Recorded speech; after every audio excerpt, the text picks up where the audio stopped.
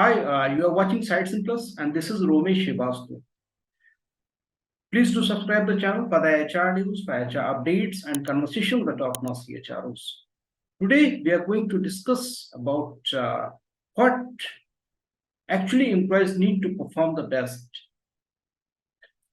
I think there are various factors that may influence the employee performance. Some factors may be internal factors, some external factors. And if you look at the employees' expectation from the organization, so post-pandemic, the employees' expectation from the organization are changed, are evolved. So today we will discuss in detail about the employees' expectation and what are their needs. And to discuss in detail and to understand better, we have two senior HR leaders. Let me introduce Ms. Seema Bangia. She is currently working as the Vice President and Chief People Officer and Board of Director at Mahindra and Mahindra for the Agri, Defense and Aero sectors. Another senior HR leader is Mr. Amit Sharma. He is Vice President and Head Human Resources for the Volvo in India.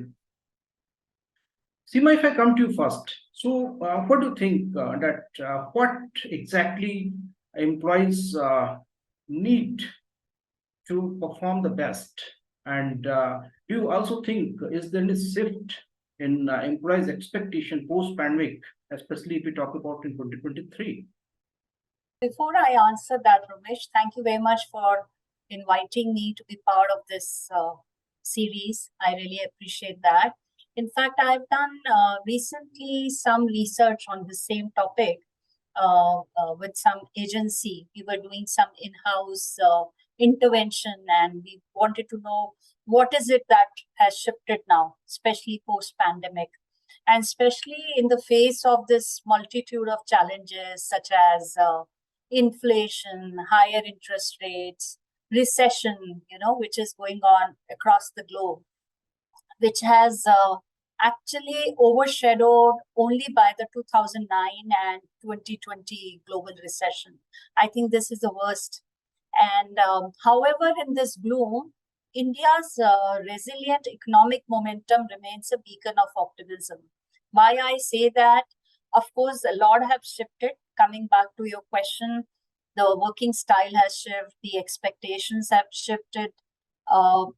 Moreover, what employees need vis-a-vis what organization needs, there is some kind of gap which has widened up, because especially post-pandemic, organizations' expectations have gone manifold, looking at the disruption happened, and at the same time, how employees responded to that, and now what do they want from the organization? So there's a big gap, there's a big shift which has happened. And we'll come to it in the next series, like what more can be done about that. True. And Amit, how do you see that what actually the employees need to perform the best and how the organization can meet their expectations? What we have also seen is that the shift is at multiple levels and the shift is different at different levels. For example, what a youngster out of college, what they are looking at is fundamentally very different than somebody who's in the 40s versus who's in their 50s or the later stage of the career. And every employee at every life stage, the expectations from the organizations are changing and are shifting. What we are essentially finding when we interact with our workforce, first and foremost thing they want to, when they want to choose an organization, it's about, is the purpose of the organization aligning with what they want to do? I think that's something is very strong connection, which was not there earlier that much. Earlier, it was more about the brand of the company people wanted to work with. Now, more than the employer brand, which is there, but people are also looking at, is this what I want to do? Is this whether what is offered is something what I want to really do? And because people have choices today, and so we are in a market which is more, a market of the talent. It's no longer an employer's market; it's an employee's market.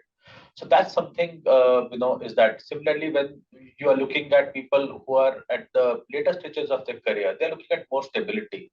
They would look at organizations which are more brick and mortar, which would provide them with the long-term stability for them in their career, rather than in the early stages where people are even willing to experiment with startups.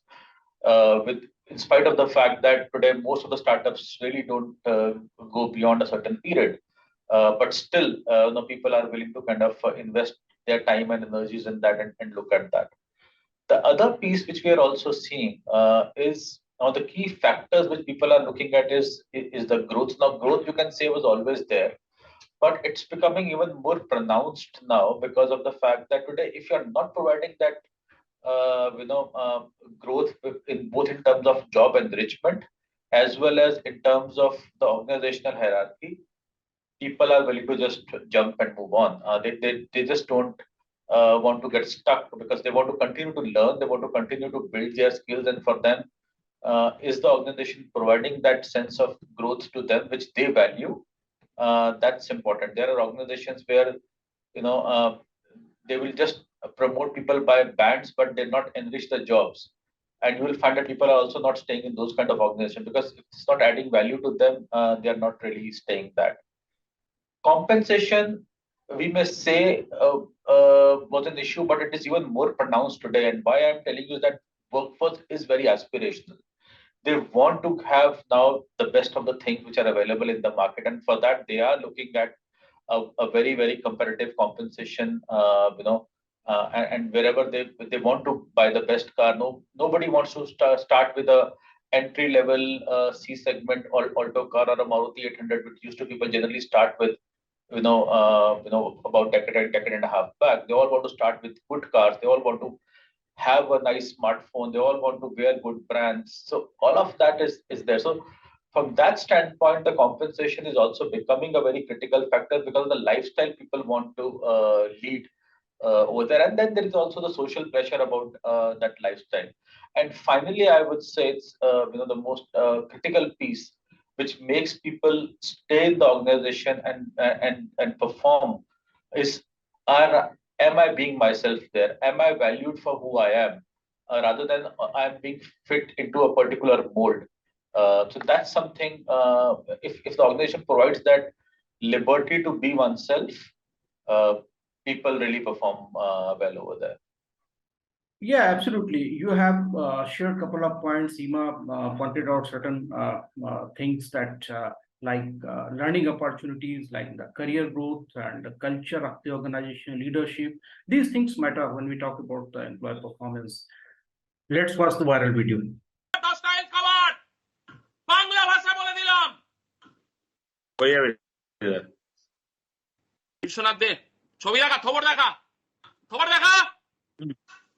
আছি তো, দেখতে পাচ্ছি না, কথা বল। হ্যাঁ বলছি বস। Next 20 দিন তোকে দেবো আর 2 জন আরবিএইচ কে দেবো। যথেষ্ট টাইম আমি ওখানে দিয়েছি, যথেষ্ট বোঝানো আমার হয়ে গেছে। বল লাস্ট 2 দিনে কটা সেভিংস অ্যাকাউন্ট, কটা কারেন্ট অ্যাকাউন্ট খুলেছিস? বল। তুই বললি 15টা করে সেভিংস অ্যাকাউন্ট পাঠিয়েছি, 5টা খুলছে কেন? আমাকে কি ভেবেছিস? সি ভেবেছিস? 78 ডিসপ্যাচ করে দিয়েছি। আজ 25টা স্মার্ট করবি, 25টা সিওর কভার, 25টা হেলথ কভার। এই সাগনিক লেখ, কাকে কি বলছি লেখ। হ্যাঁ স্যার। 12টা। এই বিশ্বনাথ 17টা SB. Yesterday, a video gone viral, and in this video, regional branch head of HDFC bank, maybe in Kolkata, he is screaming and shouting on their team members, maybe during a sales review meeting. How do you see this kind of behavior? And what is your opinion on this? Fundamental values is a human respect. That's paramount. No matter we may have a disagreement with a person, but still the element of respect has to be there. One may agree to disagree, one may violently disagree on the thought, but it cannot be.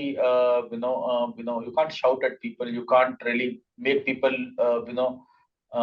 Belittle people, whether in one-on-one or even in front of others. So to me, that's a critical piece as a leader, or you need to maintain the dignity of the person, even if the person is performer or non-performer, whatever it is. But the human dignity needs to be maintained is what I would say that, Ramesh, on this. Seema, would you like to add something in this? Yeah, I think when I was thinking about it, to me, it seems like some cultural issue. It's not, it could be with that particular manager. I mean, with all due respect, I don't want to comment on the organization. It's a very well established banking services industry player.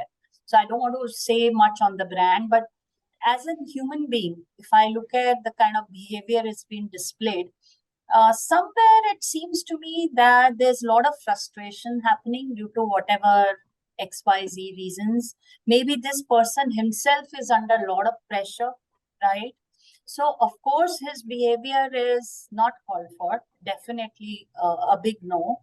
But I think what made him do is also very important to me, because I do a lot of work on the culture piece in my current assignment. And I see there that how much is it you talk about leadership behaviors, how much is it you train people, the managers, how to conduct appraisal system, how to really have difficult conversation. So I think it is bigger than that what we see in that video. It's more on that. It's more on the culture we could look at. It's more of that individual being under pressure himself. Maybe this person is also having some other issues which we don't know, but definitely is not in the right taste, I would say that. But we must look at the background. What made him do that is also very important. Right, right. There may be background, certain background, there may be something, but whatever has triggered him, but we cannot justify this kind of behavior as a professional. Definitely no, that's what I said. It's not justifiable. But how can you help other managers not to get into that in future? So how do we arrest it? How do we take corrective preventive action? That's also very important. And what kind of leadership behaviors we have in the organization. So I think by looking at it, we could come up with some plan, but definitely it's not called for. I'm saying it again and again. Yeah, absolutely. Amit, but sometimes when we look for the employees' performance and their best results, so there are, including the internal factors, there are also certain external factors. Maybe sometimes the conflict among the team, maybe the goals are not clear, maybe some training is required, maybe some personal issues. So how do you look at the external factor which influence the employee performance? As much as an employee is internally motivated to deliver, and I have a fundamental belief that all of us, every employee, when they come to office to deliver. They come to office to perform. I don't think so. People come to office not to do their best, But is the ecosystem right? That's very critical, And sometimes, if that ecosystem is not conducive for you to deliver, things will not really work well. A simple example, I will always say that a seed, you need to have a fertile soil for the seed. Even if you have the best of the seed, but if you put in the non-fertile soil, if you don't really manure it or take care of it, water it on time, and all of that stuff, it will not germinate in spite of the best of the things you do that.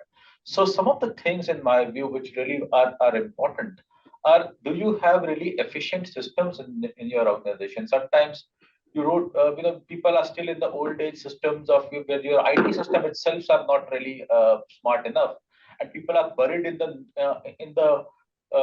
inefficiency of just getting things done, because operationally it becomes so difficult if you are still working with old Excel files, or manually moving the data, or your IT systems are not talking to each other. When one system will give you some other data, one system will give some other data.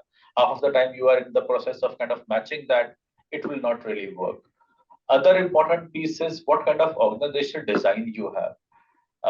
Many times, is the design of the organization geared towards a common purpose, or the organization is more fragmented? The moment you have fragmented design, organization designs, you actually face situations where everybody starts, building their own ways of working, and that's when the collaboration starts to hamper, and that's when the performance starts to dip, because half of the time you spend in just aligning those multiple forces rather than which should have been aligned by design as such. The other important piece is how much empowerment you are giving to people to take decisions in that org structure. Am I having and this is about people who are on the ground. It's not about somebody senior, but the person on the ground always has the best pulse of what is really happening. At that point of time, one has to take a decision there. You can't really go back and check with the manager who are sitting somewhere else in headquarters and ask for them for decisions. So one is the ownership of the decision, and second is the empowerment by the leadership that you are the person on the ground. Go ahead and take a decision what you think is right. That's an important element, from an external factors to person to make a decision. Other piece which I always believe is that how much exposure you have given to the person on a broader thing. Because what happens is sometimes why a decision taken doesn't really give the results, because it's taken in a limited information or a limited perspective. The moment you broaden the perspective, you realize that there are much more moving elements around it which you need to take care of, and that's when and that also impacts your performance, and that will happen only when you're exposing your workforce to those perspectives. If somebody, let's say, is in HR and the only thing, and the person doesn't understand the full end-to-end business perspective, the person is not even exposed to the end-to-end business perspective, the person is not exposed to the challenges which the business are facing, whether financially, customer, sales, supply chain, the person may not be able to take the right HR decision. The decision may be good from a very small functional standpoint, but in the larger scheme of things, it will not be good, and that will not translate into performance. So how much we are exposing our people to a much broader business landscape, giving them that picture of end-to-end, that is a critical piece. And then what kind of care and support we are giving to the employees, because employees will the cycle. We don't work on a straight line basis when it comes to the performance. It sometimes goes up, it sometimes goes down. It's always a kind of a wave which is there depending upon the situation. Sometimes personal situations are not that good. People are going through their own personal issues. Sometimes the external factors may not be great. So when the chips are down, how much is the organization taking care of the person at that point of time? Because that gives the momentum to bounce back and deliver when the things and turn around the things. And the last piece which I would always say is, and I will again link it to what I said earlier about being oneself. Is the organization giving me enough time to be myself? Is the organization giving me enough time to pursue my passions, which I want to do? Life is not just about work. There is much more to life. And we as a human being are a sum total of all the factors around us. So everything impacts us. So what time we spend in office versus the time we spend outside, the time we spend with our friends, families, everywhere, what kind of passions we kind of pursue, all of that. So am I being given enough time to do that? That also impacts. So if you are holistically taking care of the employees, you will find that the performance challenges will not be as much as generally we tend to think. Seema would like to add you something. Yeah, I think I pick on from Amit's last point about pursuing one's passion, and taking a cue from here. I mean, when I interact with people, I generally get to know that more than anything else, especially in this era, they're looking for more flexibility. And some of them, in fact, started pursuing as a gig worker. Few cases came to us and saying, is it okay if I shift my permanent full-time contract into a, part-time? Of course, it varies from industry to industry, not across. So some cases are like there also. And gig economy, if I look at it in India, is going to pick up. It's rather picked up some kind of momentum now. And I see a lot of people looking for flexible jobs, flexible hours. Flexibility is the key.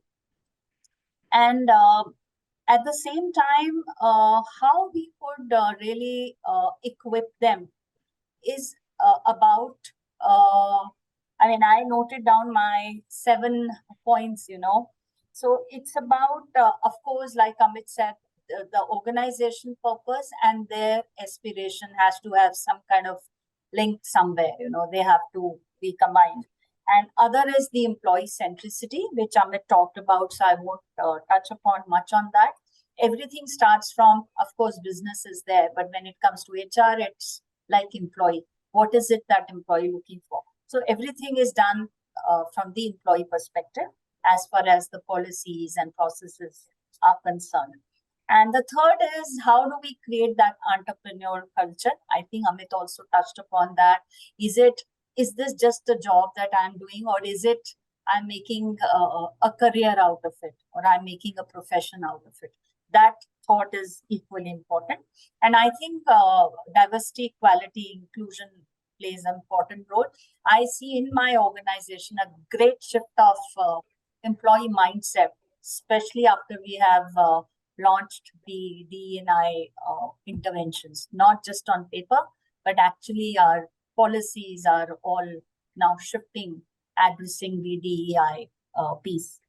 And of course, safety, trust, that goes with it, because we recently saw a lot of moonlighting examples happening, and companies some taken very strict stands, some have taken moderate stand, it is allowed, it is not allowed. So that's again debatable.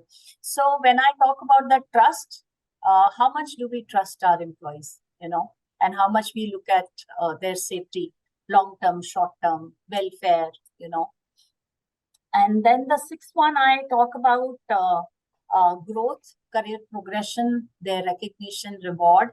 And I've also noticed that these days, employees don't want very long-term incentive kind of thing, they are not, it's like, stopping them from leaving, right? In simple words, the long-term incentive. But in any case, if they have to leave, they leave, they negotiate with the other employer and they get it. So I think there's again a shift in that segment. And rather than long-term, we need to look at short-term, what we can give them, maybe 2 times in a year rather than once in a year, to motivate them and retain them. And last but not the least, the work-life balance. Again, coming back to Amit's point, Absolutely. how much flexibility we give them and how much really we trust them with that. So if I'm working from home or my employee working from home, how much I trust that he or she is working actually, not doing anything else.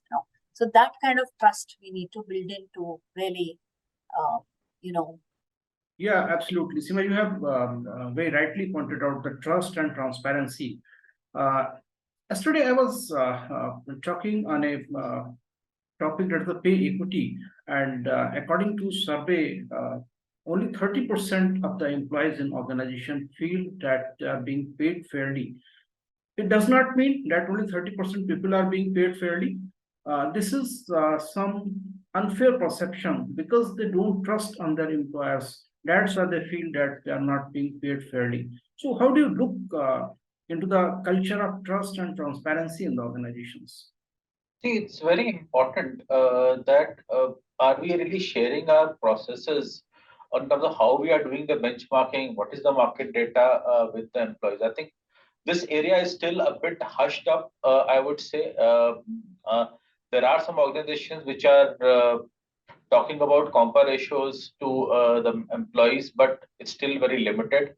To me, we would eventually move to that zone in a few years from now. It will take some time because it's a big shift. It's a big mindset shift around it. But as such, organizations will have to move towards a stage where they have to be open about what kind of benchmarking they do, what kind of compa ratios employees have, and then have ability to have those conversations about if, let's say, somebody is paid at 84th percentile and somebody is paid at 110th percentile. Why somebody is at 84th versus somebody at 110th. Till that time, we don't have that robust mechanism around being able to differentiate that and be able to convincingly speak about it this will be a bit of a journey around this, but we will eventually have to do that. Public sector, it's very open. Everybody knows everybody's salaries. The spans are very clear.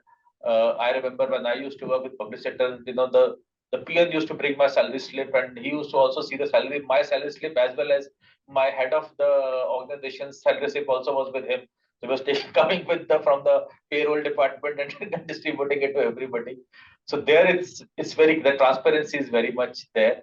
But it will eventually happen, but it will take time as such. But we need to get into that zone, because that's the only way we can dispel that perception. Otherwise, the more you hold things secretly, the more gossip it generates, and more misgivings, and more trust issues it will always generate. Seema, I think we tried to cover the entire topic. Would you please share your final comments, concluding remarks? There's lots I could, I wish we had more time. We could debate more on this, discuss more. I think few takeaways from this session for me, and I request, your audience also to look at them. One is the culture is the key, and culture is always, I used to debate in my younger days that culture is always top driven. It's never bottom up. Okay. It's always top driven. And how much are we spending or investing in our leadership team to really drive that culture, like walk the talk, how they behave with their team, so that their next level also picks up those behaviors, So one is this, it's top driven. Culture has many aspects, and as HR, we can really, really play a critical role in driving those cultural principles and values. Amit, any of your quick concluding comment? Yeah, no, I think what Seema mentioned is a great point, that culture is the key piece that's what makes or breaks. But I would go one step further. Apart, the culture is experienced through the managers, and the team. I think we have to, in an organization, to be effective, you have to break it down to the level where every manager is practicing that culture, every team is practicing that culture. Then only it's real. Otherwise, if it's just at the level of leadership and they're only talking about it, but it's not really cascading down at an experience level, then it will not work. So we really need to drive it top down, at the same time ensure that everybody in the organization is delivering the same cultural environment in their micro organizations, than what they're saying. And the other piece which I would say is the fact that it's very, very important that we give, again, I'll re-stress on the fact that we give people time for their family, for their friends, for pursuing their passions. That's very, very critical. Work is not everything. So thank you so much, Seema and Amit, for joining the conversation and sharing your wonderful thoughts. Thanks again. My pleasure. Thank you.